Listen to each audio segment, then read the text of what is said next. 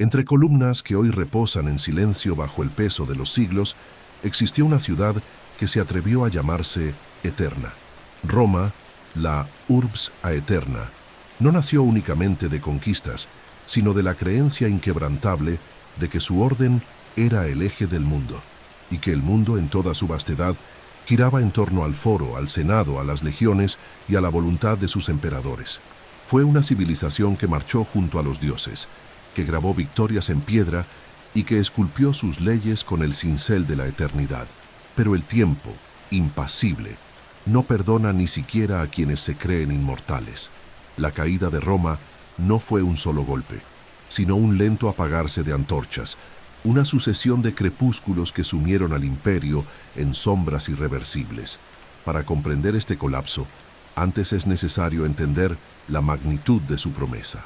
Roma no era solo una ciudad, era un símbolo, una idea, una estructura que se imponía a las naciones, a los pueblos y a las épocas.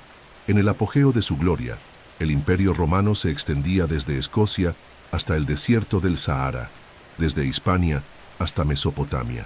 Gobernaba a millones de almas e integraba culturas distintas bajo un mismo estandarte, el águila imperial.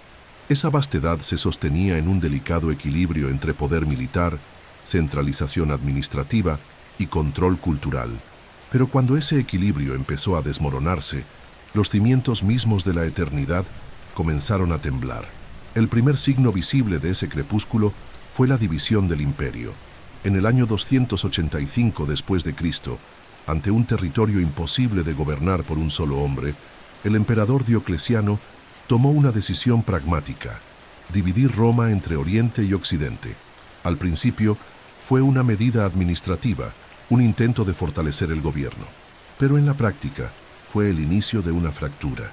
Oriente, con capital en Constantinopla, era más rico, más urbano, más protegido. Occidente, con sede en Milán y luego en Rávena, era más vulnerable, presionado por fronteras inestables, económicamente debilitado y políticamente inestable. Ese distanciamiento progresivo entre las dos mitades creó dos mundos distintos bajo una misma bandera. Mientras Oriente florecía bajo emperadores como Teodosio y más tarde Justiniano, Occidente se hundía en crisis constantes, sucesivos cambios de poder y guerras civiles. La autoridad del emperador occidental se volvió simbólica, mientras los generales bárbaros comenzaban a dominar los bastidores del poder. El imperio de Occidente ya no era dirigido desde Roma, sino por intereses locales, asesores militares y senadores más preocupados por conservar sus privilegios que por proteger la unidad imperial. Ammiano Marcelino, uno de los últimos grandes historiadores romanos, describió ese momento con pesar. Las antiguas instituciones se marchitaban. Las virtudes que habían elevado a Roma a la grandeza fueron reemplazadas por vanidades, lujos e intrigas. Su testimonio no es solo un registro, sino un epitafio del espíritu cívico romano. Lo que antes era deber público se convirtió en privilegio privado. El Senado, antaño centro de debate y decisión, se volvió un escenario vacío. La población, cansada de guerras, hambre e impuestos, dejó de ver a Roma como madre y comenzó a verla como madrastra. Aún así, incluso herida, Roma se aferraba a su imagen. Los emperadores seguían construyendo arcos triunfales, acuñando monedas con su efigie y prometiendo el retorno del orden. Pero las piedras ya no sostenían la ilusión. Las legiones estaban mal pagadas, los muros mal custodiados, los mercados mal abastecidos. En las provincias, los gobernadores se volvían señores de sí mismos. En lugar de una Roma unificadora, surgía una Roma que se deshacía. Es en este punto donde historiadores modernos como Peter Brown y Brian Ward Perkins nos invitan a abandonar la idea de una caída repentina. El fin de Roma no fue una catástrofe brusca, sino una erosión constante, casi invisible para quienes la vivieron. La gente seguía yendo a las termas, los senadores aún se reunían, los dioses seguían siendo invocados, pero algo ya se había perdido. Como una vela que permanece encendida incluso después de que se acaba el aceite, el imperio brillaba en el vacío. En este escenario de desajuste, empieza a formarse la imagen de un mundo que está por desaparecer pero que aún se resiste a aceptar su final. Es el crepúsculo de la eternidad, un momento en el que Roma todavía habla, todavía respira, todavía escribe, pero sus susurros ya no son escuchados por un mundo que se transforma en silencio. La Urbs Aeterna, por primera vez en su historia, comienza a sospechar que quizás la eternidad no era más que una ilusión y que hasta el mármol, algún día, se convierte en polvo. En el corazón de un imperio que se creía eterno, avanzaba una enfermedad silenciosa con más devastación que cualquier espada enemiga: la corrupción del propio sistema político. Roma, que un día se alzó sobre los pilares de la disciplina, del deber público y de la austera república, fue consumida poco a poco por un ciclo de codicia, ambición y traiciones internas. Lo que antes era una máquina administrativa admirada en todo el mundo conocido, se convirtió en un teatro de disputas entre senadores, generales, cortesanos y emperadores inestables. Y fue en ese juego de vanidades, lejos de las fronteras, donde el imperio empezó a morir, desde dentro. Desde los últimos días de la República, las señales ya estaban presentes. La concentración del poder en manos de figuras como Mario, Sila, César y más tarde Augusto, aunque eficaz a corto plazo, inició un proceso irreversible de centralización autocrática. El Senado, antaño símbolo de la colectividad y de la razón política, fue despojado progresivamente de su poder y transformado en un cuerpo decorativo, domesticado por emperadores que no toleraban contradicción. El historiador Tácito, en sus Anales, describe con amargura esa transición. Más que gobernar, los césares exigían adoración. El imperio se convirtió en una corte y los ciudadanos en siervos disfrazados. En los siglos posteriores, esta estructura corroída reveló toda su fragilidad. La sucesión imperial sin reglas claras se volvió un terreno fértil para conspiraciones, asesinatos y guerras civiles. Rara vez el poder se transmitía por consenso o mérito. Más frecuentemente, se tomaba por la fuerza o se compraba con oro. Entre los siglos XIII y IV, el imperio vio desfilar decenas de emperadores en pocos años, muchos de ellos militares que accedían al trono con el apoyo de legiones compradas.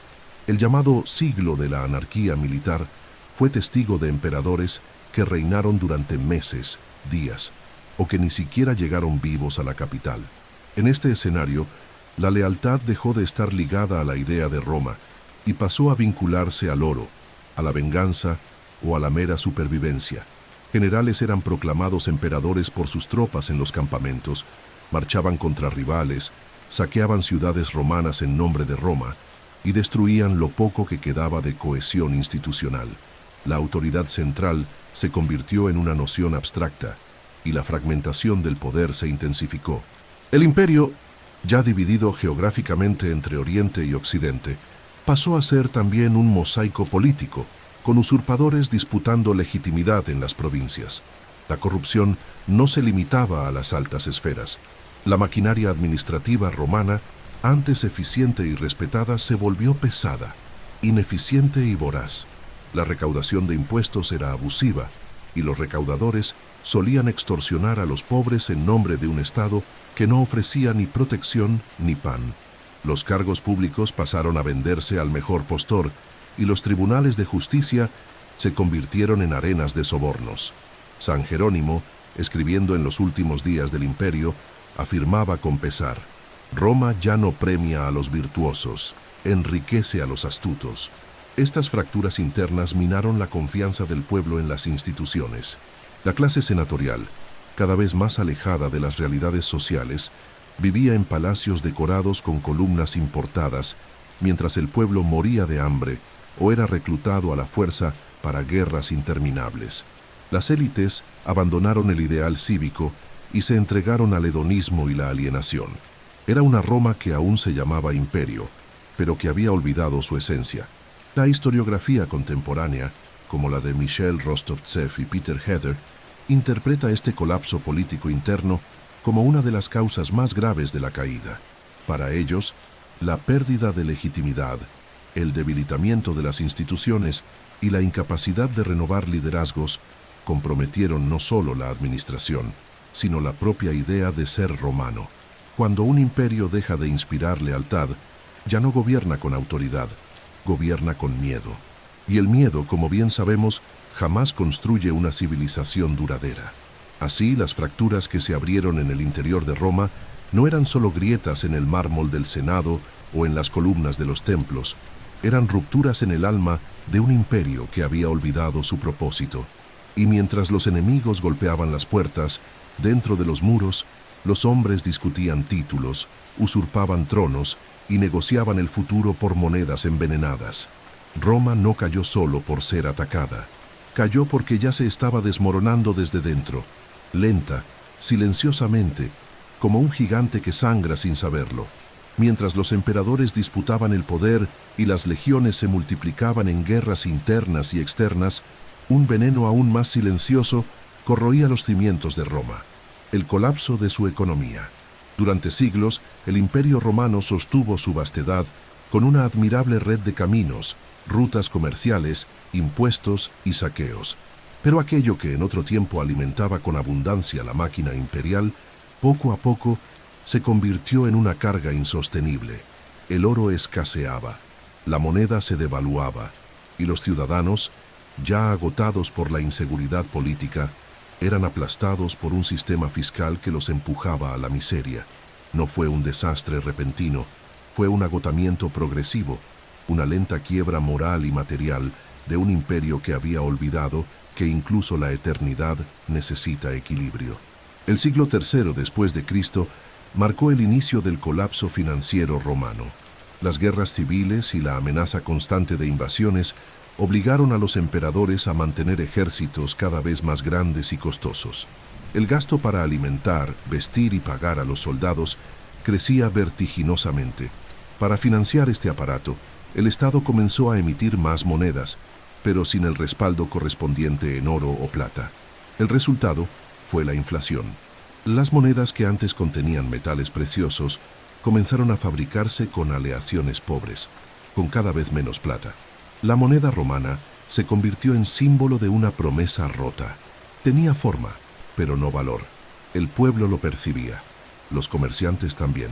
Y la confianza, ese bien invisible e imprescindible, desapareció.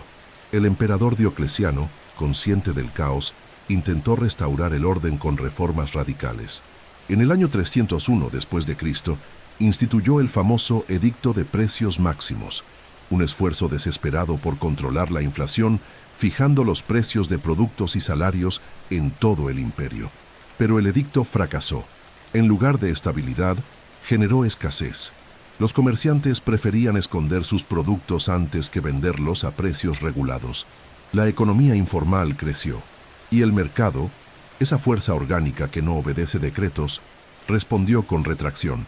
El dinero dejó de circular, y el hambre, siempre al acecho, encontró nuevas puertas abiertas. Pero quizá el golpe más brutal vino de la estructura tributaria. Para mantener el imperio en funcionamiento, Roma comenzó a cobrar impuestos cada vez más altos.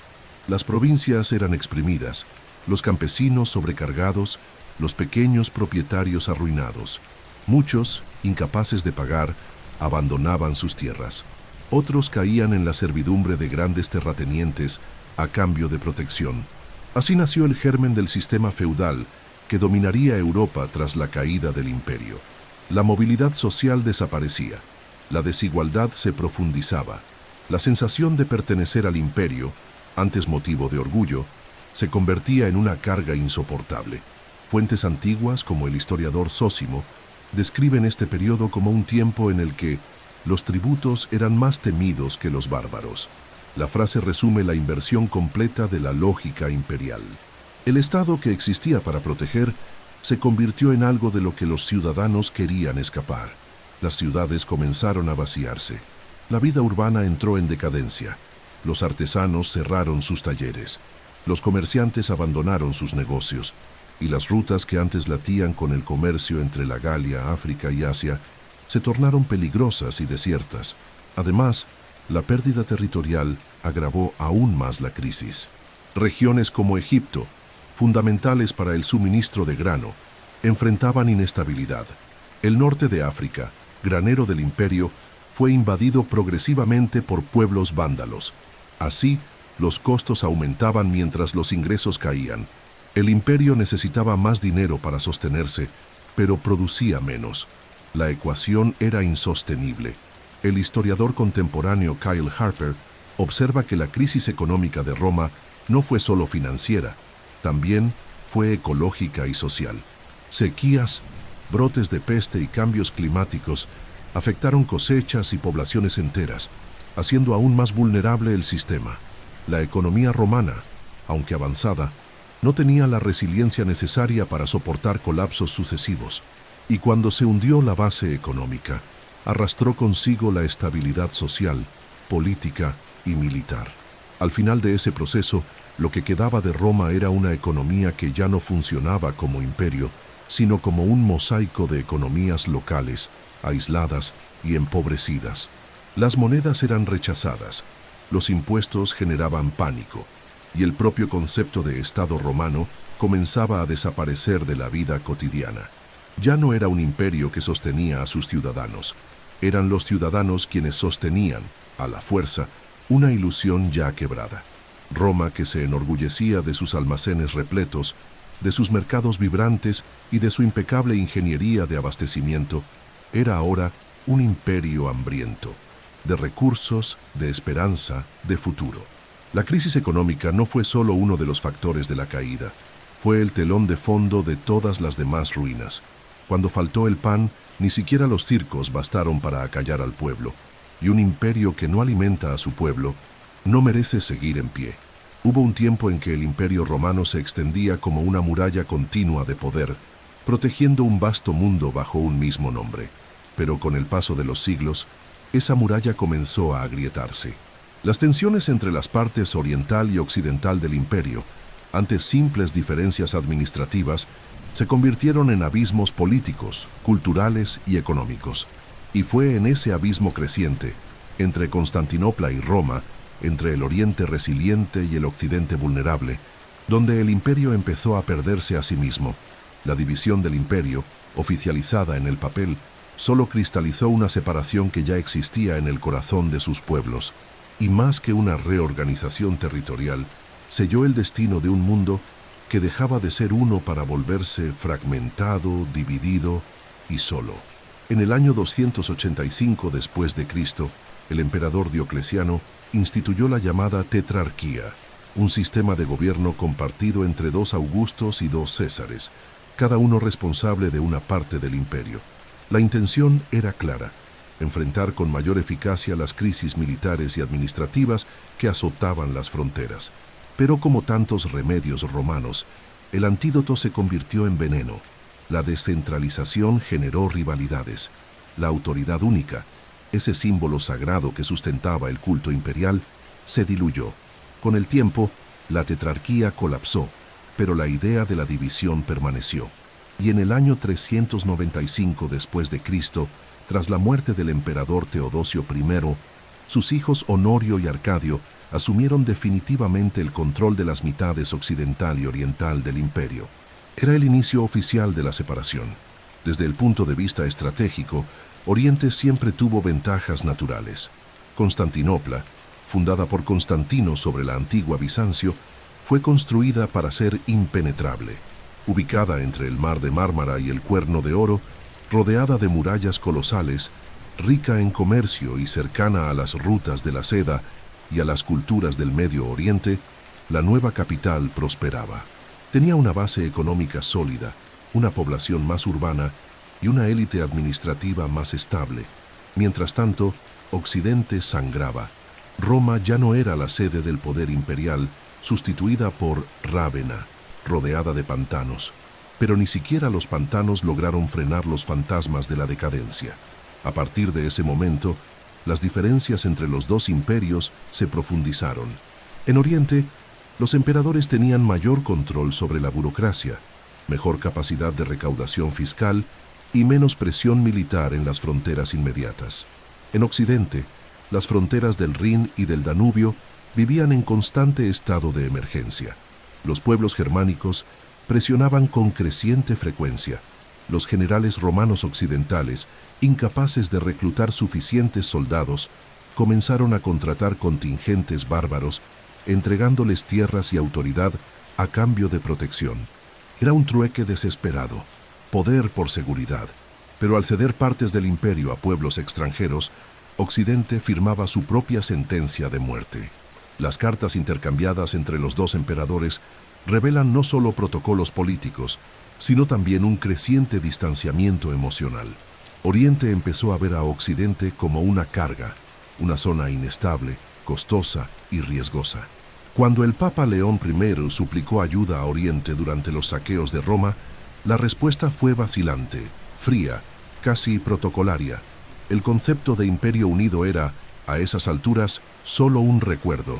Como bien señala la historiadora Averil Cameron, Oriente no salvó a Occidente porque, en el fondo, ya no se veía como parte del mismo cuerpo. Ese aislamiento generó un círculo vicioso. Cuanto más se debilitaba Occidente, más se retraía Oriente. Cuanto más se retraía Oriente, más vulnerable quedaba Occidente. Las instituciones romanas occidentales, ya frágiles, colapsaron bajo el peso del abandono. El Senado romano, antes símbolo máximo de la República, se volvió irrelevante. Las vías romanas se derrumbaron sin mantenimiento. Las ciudades perdieron autonomía y riqueza. El comercio desapareció. El alma de Roma, fragmentada entre los ecos del pasado y el silencio del presente, vagaba sin rumbo entre murallas que ya no protegían a nadie. El aislamiento no fue solo físico, fue cultural. En Oriente, el griego se convirtió en la lengua dominante. Los valores cristianos fueron absorbidos y adaptados al poder imperial con mayor fluidez. La corte bizantina desarrolló un estilo propio, con rituales complejos y una visión teológica refinada. En cambio, Occidente se hundía en un cristianismo más apocalíptico, más rígido, más desesperado. El latín persistía, pero su fuerza simbólica se desvanecía. Y con él también se desvanecía la noción de continuidad, de identidad, de imperio. La división del imperio no fue solo una medida política, fue el reflejo de un mundo que ya no se reconocía en el espejo de sus antiguas glorias. Un imperio partido no es solo un imperio más pequeño, es un imperio más frágil, más vulnerable, más cercano a su fin. Roma, la ciudad que alguna vez se creyó el centro del universo, se había convertido en una periferia de sí misma. Y en ese distanciamiento entre hermanos, entre Oriente y Occidente, quedó sellado el destino de una civilización que, por primera vez, se sintió verdaderamente sola. Y un imperio solo es un imperio al borde del fin. Cuando se piensa en la caída de Roma, el imaginario popular suele evocar imágenes de hordas bárbaras atravesando murallas, incendiando ciudades, saqueando templos y dejando tras de sí un rastro de caos sobre lo que alguna vez fue el corazón del mundo. Pero las invasiones bárbaras, aunque brutales y decisivas en su acción, no fueron relámpagos en un cielo despejado. Fueron el resultado, y también el catalizador, de un proceso más profundo. Un imperio cansado, dividido y debilitado, que ya no tenía fuerzas para levantar sus propias espadas. Los bárbaros no provocaron la ruina de Roma, solo llegaron para habitarla. Durante siglos, los pueblos germánicos y sus vecinos del norte mantuvieron una relación ambigua con el imperio. Eran vistos como enemigos, sí, pero también como aliados temporales, soldados mercenarios, comerciantes e incluso colonos autorizados a vivir en los márgenes del imperio. Este modelo de convivencia, sin embargo, se sostenía sobre un equilibrio precario, basado en tratados frágiles y fronteras militarizadas. Con el colapso económico y político de Occidente, esas fronteras se volvieron porosas, y por ellas entró lo impensable. El año 376 después de Cristo marca un punto de inflexión.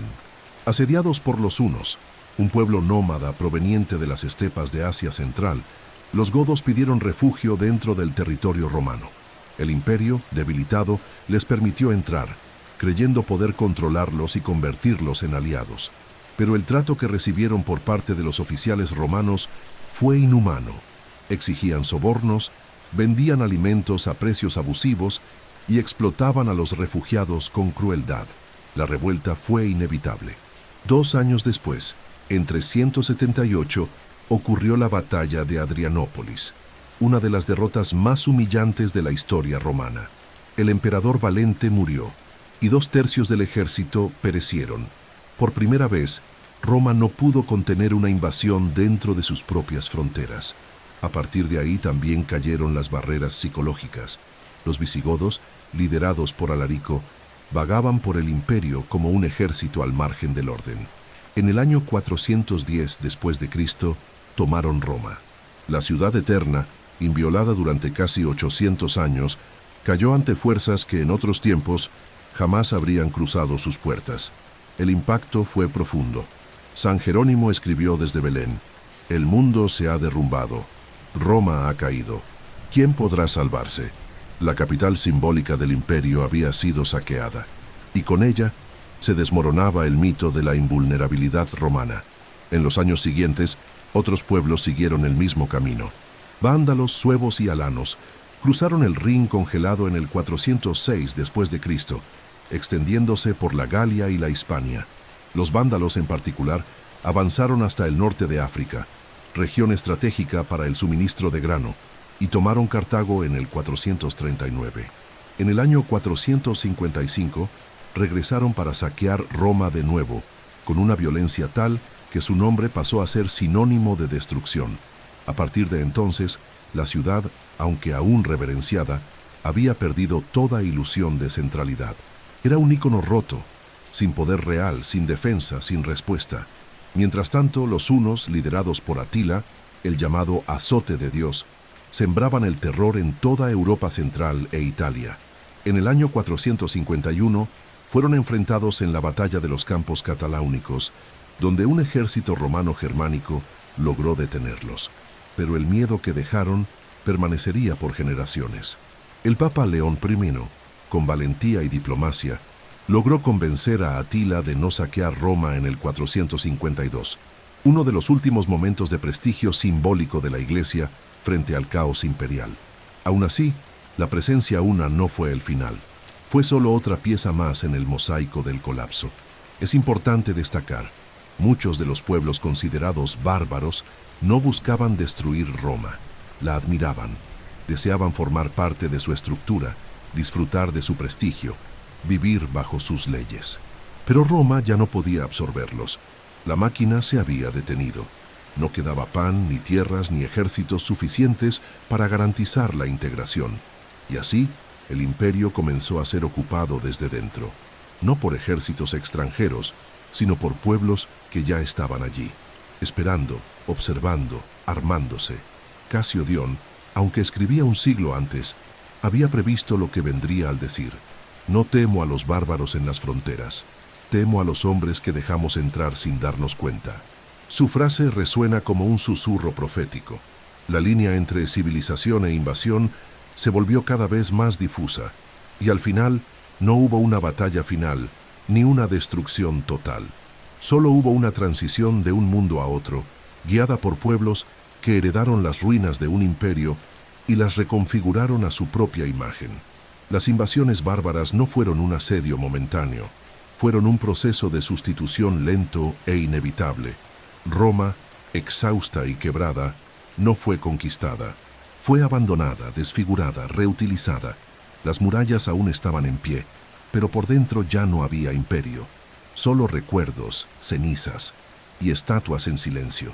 Para comprender verdaderamente la caída de Roma, es necesario apartar por un momento la imagen de las columnas rotas del foro o de las legiones derrotadas en el campo de batalla.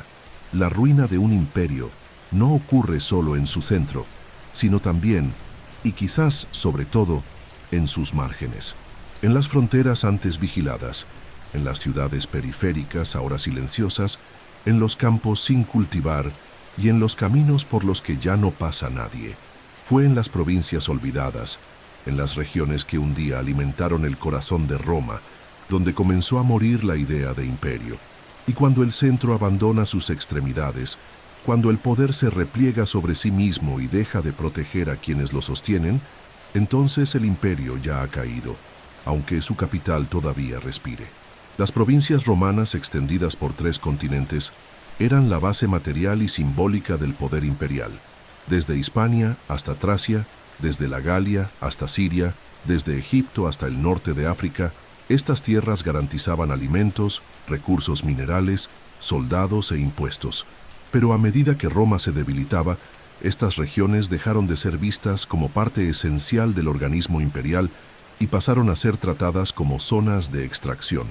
El vínculo entre centro y periferia, antes marcado por el orgullo y la ciudadanía, fue sustituido por el resentimiento, la negligencia y el abandono.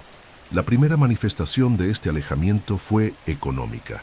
Las provincias empezaron a ser sobrecargadas con tributos cada vez más altos, exigidos para mantener un imperio que ya no les devolvía ni protección ni infraestructura. La recaudación de impuestos se volvió brutal, insensible a las crisis locales. Cuando las cosechas fallaban, cuando los invasores amenazaban aldeas y propiedades, la respuesta de Roma era el silencio. La élite local, presionada y empobrecida, dejó de invertir en obras públicas o en el apoyo a las legiones. Ciudades antes vibrantes como Lutecia, Lugdunum, Cartago o Tiro entraron en decadencia acelerada. Los foros se vaciaron, los mercados desaparecieron y con ellos la propia idea de Roma como benefactora se desvaneció. Políticamente, las provincias comenzaron a organizarse por su cuenta. Los gobernadores, muchas veces sin comunicación efectiva con el centro, actuaban como líderes autónomos. A veces se declaraban leales al emperador, a veces no. Era el inicio de la fragmentación política que conduciría a la formación de los reinos bárbaros y al surgimiento de las primeras identidades medievales. La fidelidad a Roma fue sustituida por lealtades locales, a nuevos jefes, a obispos, a líderes militares.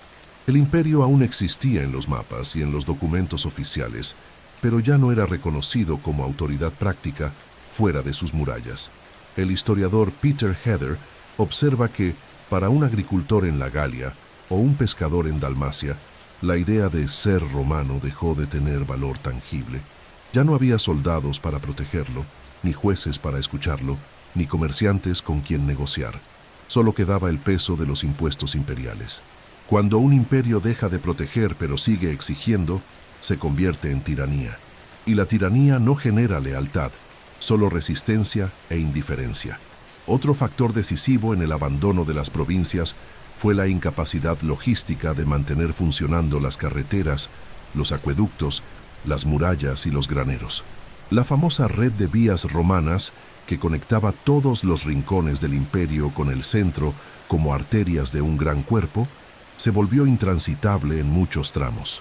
Con la pérdida de seguridad en las rutas, el comercio interno desapareció.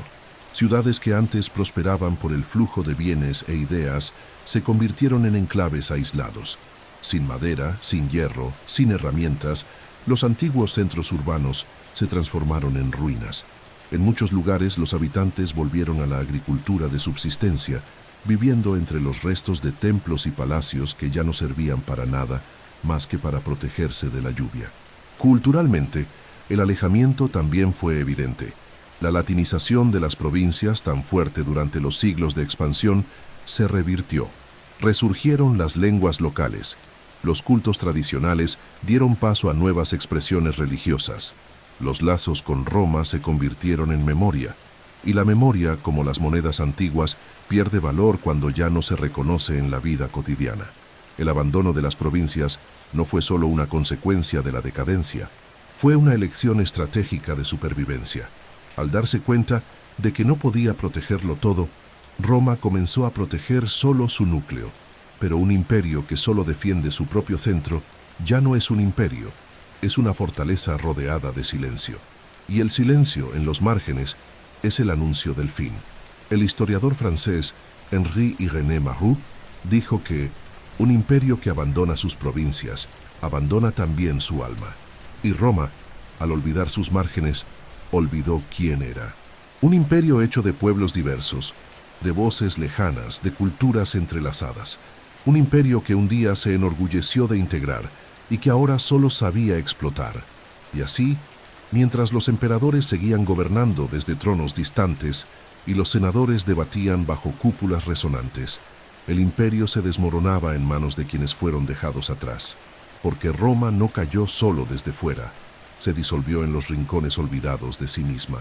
Pocas transformaciones marcaron tan profundamente el destino de Roma como el surgimiento y la ascensión del cristianismo, no como una causa aislada de su caída, como afirmaron de forma simplista algunos pensadores del siglo XVIII, sino como uno de los elementos más poderosos en la reconfiguración espiritual, moral e institucional del imperio. El cristianismo no llegó a Roma como conquistador, sino como una semilla plantada en las sombras. Creció en las catacumbas, en los márgenes del poder entre esclavos, mujeres y perseguidos, pero con el tiempo se alzó como la nueva columna moral de Occidente, desafiando a los antiguos dioses, cuestionando el culto imperial y redibujando la noción de autoridad. Cuando Roma cayó ya no era la misma, y el cristianismo ya consolidado no solo sobrevivió al colapso, sino que heredó su trono invisible. Durante los 3 primeros siglos, los cristianos fueron perseguidos con intensidad variable, no por herejes, sino por subversivos. El imperio era tolerante con múltiples dioses, pero no con religiones exclusivas. El cristianismo rechazaba el culto al emperador, se negaba a participar en los ritos públicos y colocaba su fidelidad por encima del deber cívico.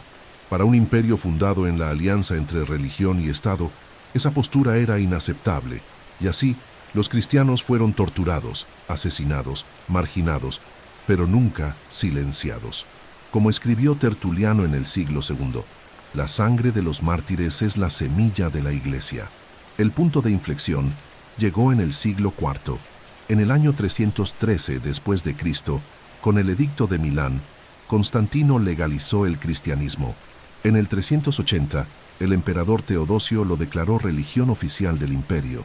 A partir de ahí, lo que antes fue una fe clandestina se convirtió en pilar institucional.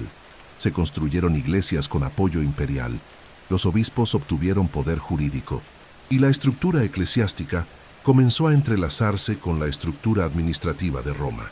Pero esta victoria tuvo un precio. El cristianismo dejó de ser solamente espiritual y pasó a ser también político. La fe se institucionalizó, y con ello surgieron contradicciones que resonarían durante siglos. Para los defensores del antiguo orden, este cambio fue traumático. El paganismo no era solo creencia, era cultura, era memoria, era identidad. Los templos eran centros cívicos.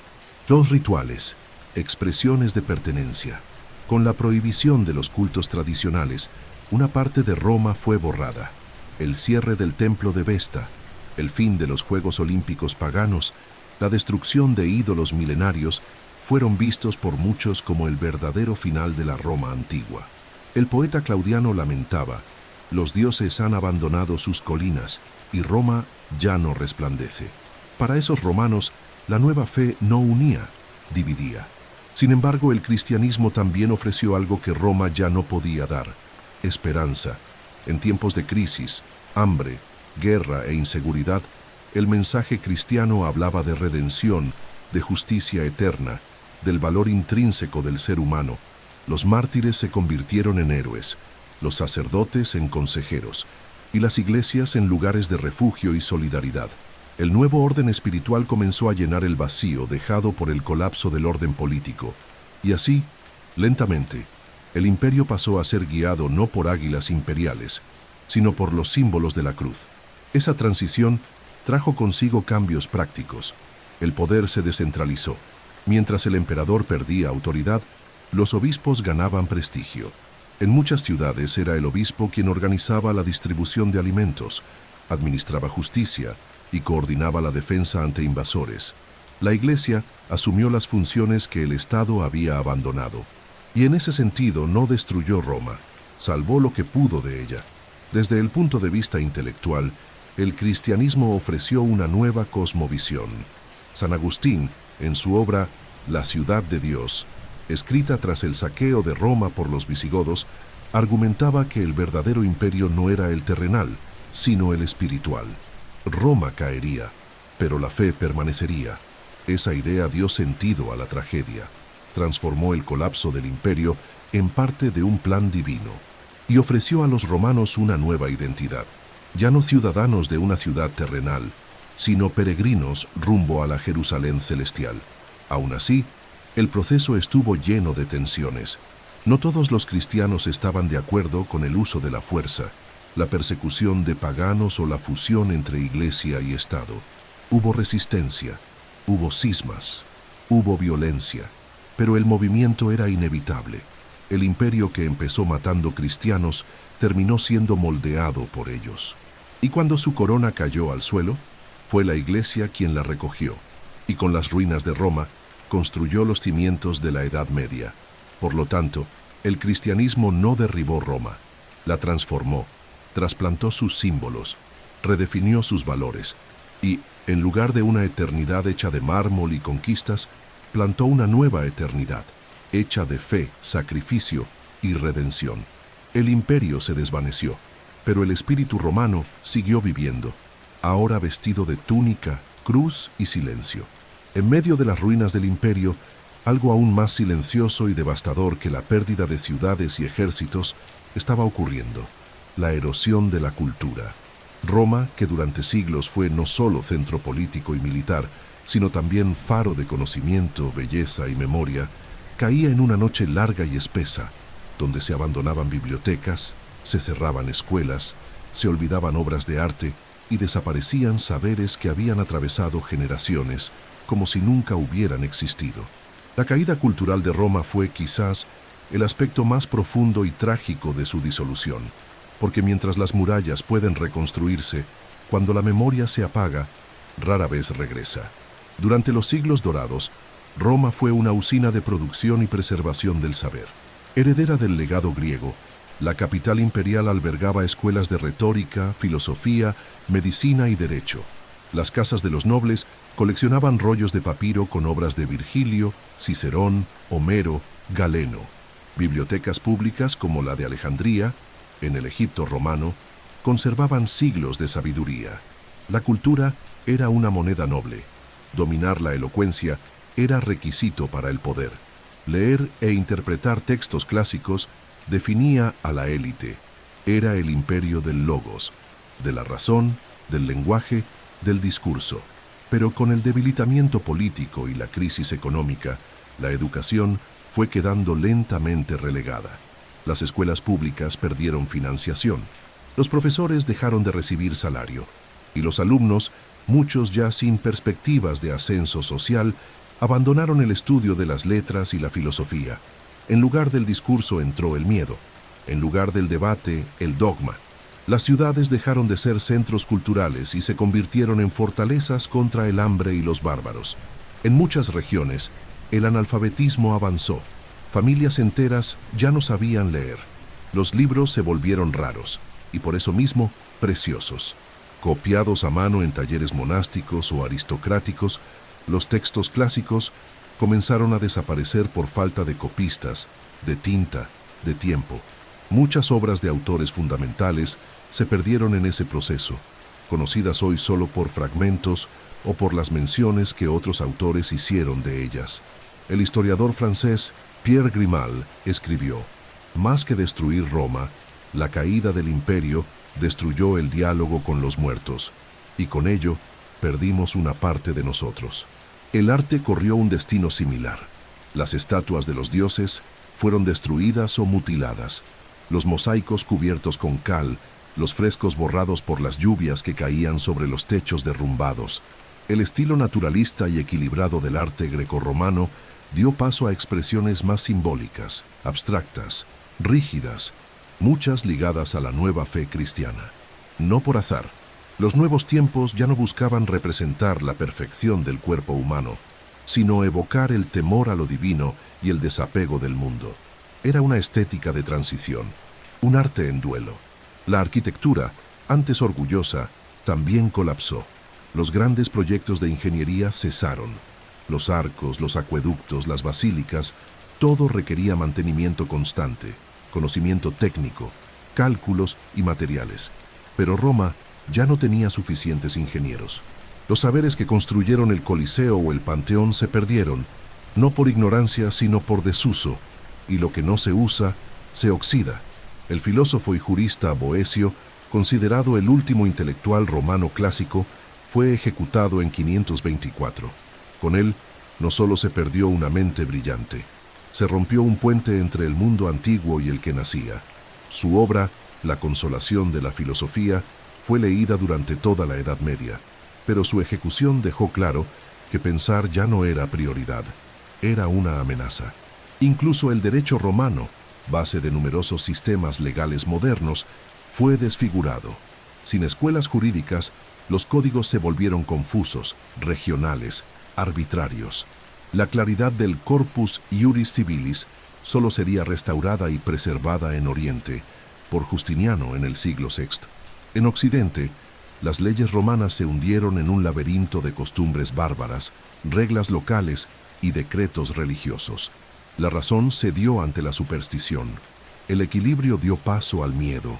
Y sin embargo, entre las cenizas algunas brasas siguieron encendidas.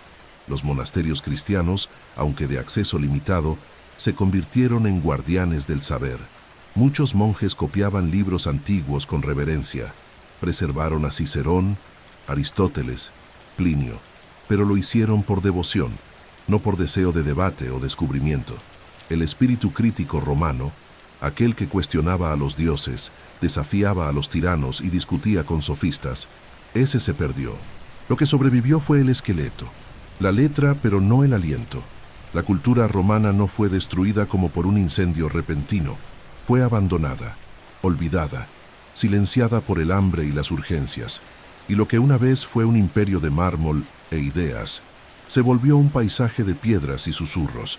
Y aún así, entre los escombros, en las páginas que sobrevivieron, en el eco de un poema de Horacio o de una ley de Cicerón, Roma aún susurra, y quien escucha con atención, lo siente. La cultura no muere, duerme, a la espera de otro imperio, no de soldados ni emperadores, sino de lectores. En el inmenso teatro de la historia, ciertos personajes entran en escena no para protagonizar actos gloriosos, sino para simbolizar el final de una era. Así fue con Rómulo Augustulo, un niño coronado emperador, un nombre cargado de presagios y un destino que sellaría sin estruendo el fin formal del Imperio Romano de Occidente. En el año 476 después de Cristo, no hubo grandes batallas. No hubo multitudes gritando en las calles, solo un gesto silencioso, la deposición de un joven que apenas tuvo tiempo de comprender el peso de la corona que le pusieron sobre la cabeza. Así, en silencio, Roma, la eterna, se durmió. El contexto en el que Rómulo Augustulo ascendió al trono era ya el de un imperio al borde del colapso total. El verdadero poder estaba en manos de su padre, Orestes, un antiguo secretario de Átila que al regresar a la política romana depuso al entonces emperador Julio Nepote y proclamó a su hijo como nuevo emperador, un niño de quizá 14 o 15 años. La elección del nombre parecía un último saludo a los tiempos heroicos. Rómulo, como el mítico fundador de la ciudad, Augusto, como el primer emperador de hecho. Pero la grandiosidad del nombre contrastaba con la fragilidad de la realidad. Rómulo no comandaba ejércitos, no tenía apoyo popular y gobernaba un imperio que ya no existía más que en el nombre. Italia estaba rodeada por pueblos germánicos, érulos, ostrogodos, vándalos, muchos de los cuales ya dominaban antiguas provincias romanas como soberanos de facto. El ejército romano de Occidente se había convertido en un mosaico de mercenarios bárbaros, mal pagados y mal liderados. Fue en este escenario que surgió Odoacro, un jefe militar érulo que, representando los intereses de sus soldados, exigió tierras en Italia. Orestes se negó y pagó el precio. Fue capturado y ejecutado en Rávena, entonces capital del imperio. Días después, su hijo, Rómulo Augustulo, fue depuesto, pero curiosamente perdonado. Odoacro no mató al joven emperador. Al contrario, lo envió a una villa en la Campania, le concedió una pensión y le permitió vivir en paz, lejos de las intrigas imperiales. Era un gesto simbólico. La realeza romana ya no era peligrosa, ya no inspiraba temor. Rómulo Augustulo se convirtió en una sombra viva de un trono extinto, un niño que ya no necesitaba morir. porque el imperio al que pertenecía ya había dejado de existir. Ese momento, aparentemente discreto, tuvo un eco profundo. En 476, el trono romano de Occidente fue oficialmente abolido. Odoacro declaró lealtad al emperador de Oriente, Zenón, y asumió el gobierno de Italia como rey bajo autoridad bizantina nominal. Pero todos sabían, Roma, como entidad soberana occidental, había llegado a su fin. Un fin sin explosiones, sin incendios, sin multitudes en llanto. Solo un documento, una renuncia, un silencio. El historiador bizantino Malco de Filadelfia escribió: «La majestad de Roma fue depuesta sin lucha, como si el mundo hubiera decidido que su existencia ya no era necesaria». Y en efecto, fue una caída simbólica. El imperio ya había perdido África a manos de los vándalos, la Galia a los francos, Hispania a suevos y visigodos. Solo quedaba Italia, y aún así era ya un territorio bárbaro con barniz romano. La imagen de Rómulo Augustulo es profundamente conmovedora. Un niño, símbolo de un imperio fundado 1000 años antes por otro Rómulo, ahora cerrando el ciclo. La ciudad eterna que había resistido a cartagineses, galos, partos y hunos, desaparecía ahora de escena por mano de un general bárbaro y sin resistencia alguna. Fue un final que no necesitó guerras, porque ya no quedaba Roma en Roma, solo un nombre, y los nombres no luchan, susurran o se apagan. La simbología es profunda. El niño emperador sobrevivió, pero la idea de Roma como dominadora de Occidente, como organizadora del mundo, como eje del tiempo y de la civilización, murió allí, en la renuncia pacífica, en el silencio administrativo, en la aceptación serena de que los dioses ya se habían marchado. Algunos historiadores, como Edward Gibbon, definen ese momento como la caída oficial del Imperio Romano. Otros, más modernos, como Peter Brown, prefieren verlo como una transición, una metamorfosis. Pero incluso entre las interpretaciones más matizadas hay un punto de consenso. El 476 después de Cristo fue más que una fecha, fue un espejo, y en él Roma vio que ya no era, y tal vez nunca volvería a ser. Roma cayó. Sus emperadores dejaron de reinar, sus legiones dejaron de marchar, sus senadores dejaron de debatir bajo cúpulas de mármol, las provincias se perdieron, los templos fueron saqueados, los palacios se derrumbaron. Pero hay algo en Roma que ni la espada, ni el tiempo, ni el polvo de los siglos logró borrar. Porque Roma no fue solo una ciudad ni un imperio. Roma fue una idea, un lenguaje, un código invisible que seguiría latiendo en cada piedra levantada en Europa, en cada libro escrito, en cada ley promulgada, en cada sinfonía de la civilización occidental. La Roma física cayó, pero su alma jamás. Tras la caída del Imperio de Occidente, muchos creyeron que la oscuridad cubriría el mundo para siempre. Y en verdad, la Edad Media trajo consigo profundos desafíos, guerras constantes, colapso urbano, miseria, aislamiento. Pero incluso en las tinieblas, Roma susurraba. Los monjes copiaban a Cicerón, Virgilio, Plinio, Agustín. Las iglesias se erigían con columnas romanas reutilizadas. Los reyes bárbaros, muchos de ellos analfabetos, se proclamaban herederos de la grandeza romana. Ser romano era, incluso tras la caída, una medalla invisible de prestigio, un sello de legitimidad. El Imperio Bizantino, o Imperio Romano de Oriente, sobrevivió aún 1000 años más. Sus ciudadanos se llamaban a sí mismos romanos. Sus emperadores gobernaban desde Constantinopla con el título de Basileus ton Romaion, emperador de los romanos. Incluso los árabes, en sus crónicas, se referían a los bizantinos como Rum. Roma estaba viva en Oriente, pero más aún, estaba viva en la estructura de las cosas, en el derecho, en la lengua, en la arquitectura, en el pensamiento.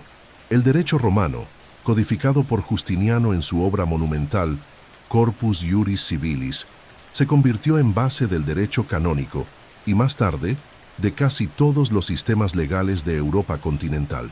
La noción de república, abandonada por los propios romanos imperiales, renacería en el Renacimiento como modelo ideal de gobierno civilizado. La misma palabra civilización del latín civitas, lleva a Roma en su raíz. Y así cada parlamento moderno, cada tribunal, cada plaza pública, contiene en sí un eco de la Roma que fue. En la lengua, el latín sobrevivió como madre de lenguas vivas: portugués, español, francés, italiano, rumano. Incluso los pueblos que no hablan lenguas romances conservan palabras latinas en su vocabulario científico, jurídico y religioso. En cada oración católica, en cada término médico, en cada máxima legal, Roma está presente, porque el latín no es solo una lengua muerta, es una memoria viva que camina disfrazada en el habla de los pueblos. En el arte, Roma resurgió en múltiples formas. El Renacimiento la tomó como musa. Artistas como Miguel Ángel, Rafael y Leonardo buscaron en las estatuas romanas la perfección de la forma. Arquitectos renacentistas estudiaron el Panteón para levantar iglesias y palacios. Poetas revivieron los géneros latinos. E incluso en las revoluciones modernas se retomaron los símbolos romanos. El águila imperial fue adoptada por Napoleón, por los Estados Unidos, por Alemania. La fascinación por Roma atravesó ideologías, tiempos y geografías. En la religión, Roma se convirtió en sede espiritual. El obispo de Roma, antes perseguido, se transformó en papa, y la Iglesia Católica, la institución más duradera de la historia occidental, estableció su base sobre las ruinas del imperio. El Vaticano, como entidad eclesiástica, ocupa el mismo suelo que un día vio desfiles triunfales y conspiraciones imperiales. La Basílica de San Pedro descansa sobre los cimientos del antiguo circo de Nerón. El altar cristiano está anclado en la sangre de los mártires romanos. La transición del imperio a la cristiandad no fue solo histórica, fue simbólica. Incluso en la memoria colectiva, Roma no desapareció, fue reinventada. Se convirtió en escenario de películas, libros, documentales, videojuegos. Es estudiada, admirada, cuestionada. Roma no fue olvidada. Al contrario, nunca fue tan recordada. Y en cada reconstrucción, aunque idealizada o incompleta, hay reverencia. Hay deseo de comprender cómo un pueblo pudo construir tanto, durar tanto, influir tanto. El historiador francés Paul Bain escribió: Roma no desapareció, se diluyó en la sangre del mundo. Y es cierto, no hay ciudad moderna en Occidente que no tenga un toque romano. No hay escuela de filosofía o de derecho que no cite a sus pensadores, sus legisladores, sus paradojas. Roma fue, y sigue siendo, un cimiento sobre el cual, incluso sin saberlo, construimos el presente. Así, tal vez Roma no cayó, tal vez solo cambió de forma, se transmutó, se esparció como polen sobre la tierra, dejó de ser mármol para convertirse en memoria, dejó de ser espada para ser palabra, y al final, como escribió Jorge Luis Borges, todos somos romanos, incluso cuando no lo recordamos. Roma no muere, Roma vive en lo que permanece, y mientras haya quien escuche, quien estudie, quien sueñe, Roma seguirá hablando.